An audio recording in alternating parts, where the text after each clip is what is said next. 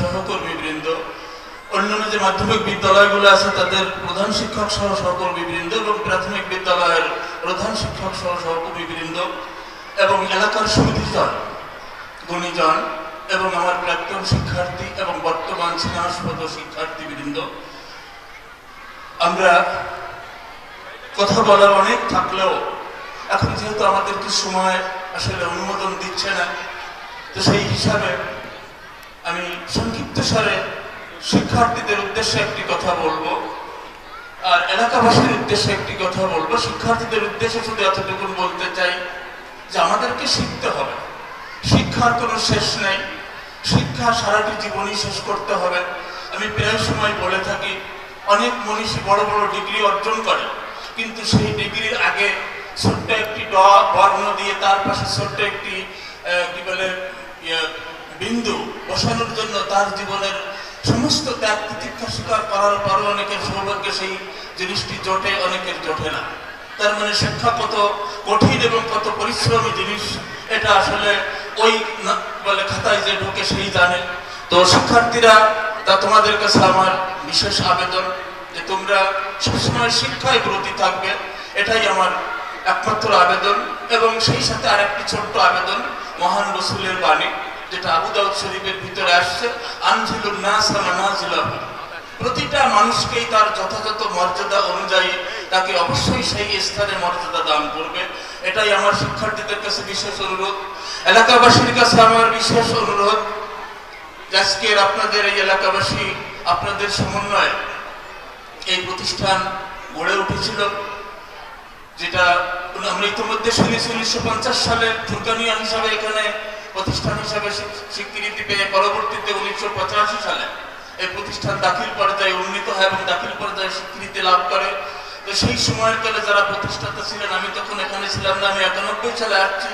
তো সেই আমি এসে যা দেখেছি, আমি তখন দেখেছি, আমার কাছে উল্লেখযোগ্য মনে হয়েছে 4 জন ব্যক্তিকে, যাদের 2 জনকে আজকে আমি পাচ্ছি না, তাদেরকে আমি শ্রদ্ধাভরে স্মরণ করি।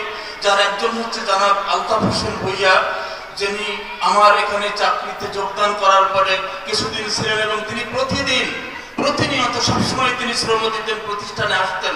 সুতরাং তার অবদানকে আমি অস্বীকার করার সুযোগ নাই। দ্বিতীয় আর একজন ব্যক্তি ছিলেন, যিনিও মরহুম কাজী মকবুল হোসেন।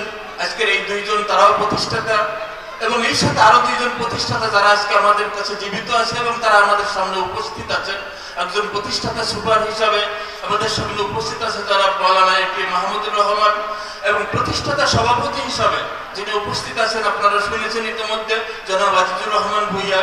তো তার সম্পর্কে একটি কথা না বললেই নয়, না বললে অকৃতজ্ঞ হয়ে যাব। তার কারণ আল্লাহ রসুলের বাণীটা যে মানলাম ইয়াশকুরিন নাস ফালাম ইয়াশকুরিল্লাহ, মানুষের কৃতজ্ঞতা আমাদেরকে অবশ্যই স্বীকার করতে হবে। আজকে আমরা যেখানে দাঁড়িয়ে আছি, এখানে শুধু মাদ্রাসা নয়, এখানে পাশে প্রাইমারি স্কুল, পাশে 2টি এতিমখানা, আরো কয়েকটি ক্লাব, এই যে এখানে প্রায় কয়েক একর জমির উপরে প্রতিষ্ঠিত যে প্রতিষ্ঠানগুলো, এই প্রতিষ্ঠানগুলোর সমস্ত জমির অবদানে আজিজুর রহমান ভূঁইয়ার ভিত্তিপুরুষ ঘর। সুতরাং তাদের অবদানকে এত খাটো করে দেখলে আমাদের ভুল হবে। তো আজকে আমি এখানে যেদিন আসছিলাম, সেদিন ভাঙ্গা ঘরে টিনের ছাপড়ায় পানি পড়তো। তো সেই পানি পড়া ঘরে আজকে এই পর্যন্ত যে অবস্থানে এনেছেন, এনে দেওয়ার জন্য যে সার্বিক সহযোগিতা এবং আন্তরিক প্রচেষ্টা, যার প্রচেষ্টা আমরা এই পর্যন্ত আসতে সক্ষম হয়েছে, তিনি সেই আজিজুর রহমান ভূঁইয়া। তার আরেকটি ছোট্ট অবদান, আমি আর বেশি বলবো না কারণ অনেক বলার আছে, ছোট্ট একটি অবদান। দর্শক মন্ডলী, আপনারা দেখতে পাচ্ছেন দক্ষিণ পাশের যে দ্বিতল ভবনটি, এই দ্বিতল ভবনের যে 2য় তলা, এই 2য় তলাটি কোনো সরকারি অর্থে নির্মিত নয়, মাদ্রাসার অর্থে নির্মিত নয়। এই অর্থ আমরা সামান্য একটু অর্থ পেয়েছিলাম, মাত্র 3 লক্ষ টাকা, যার 20% প্রতিষ্ঠানের দেওয়ার কথা, 80% প্রজেক্ট দেওয়ার কথা FSSAP। তো সেই ফিমেল সেকেন্ডারি অ্যাসিস্ট্যান্ট প্রজেক্টের যে 80%, তাতে যে টাকা আসছে তার 10% ভ্যাট চলে গেছে। তো সেই টাকার পরে তিনি কিভাবে এই দ্বিতল সম্প্রসারণ করেছেন এবং আজকে সেটাকে তিনি একেবারেই সৌন্দর্য মণ্ডিত করেছেন, এটা কিন্তু আমি আসলে জানি না। এটা যে তার যে অবদান, এই যে তার অবদান, এটা আসলে ছোট করে দেখার কোনো সুযোগ নাই। এক কথায় বলা চলে, এই প্রতিষ্ঠানে যত অবদান থাকা দরকার সবারই আছে। আপনাদের সহযোগিতায়, আপনাদের আন্তরিক প্রচেষ্টায়, সার্বিক সহযোগিতায় তিনি যেইভাবে সহযোগিতা করেছেন, এটা আসলে আমার কাছে খুবই মানে কি বলে দুর্লভ মনে হয়। তো সেজন্য আমি তার কাছে অত্যন্ত কৃতজ্ঞ, সাথে এলাকাবাসীর কাছে অত্যন্ত কৃতজ্ঞ যে আপনারা সার্বিকভাবে সহযোগিতা করেছেন। আমরা যখন প্রতিষ্ঠানে আপনাদেরকে আহ্বান করেছি আপনারা এসেছেন, এজন্য আমি আন্তরিকভাবে আপনাদের কৃতজ্ঞতা জ্ঞাপন করছি।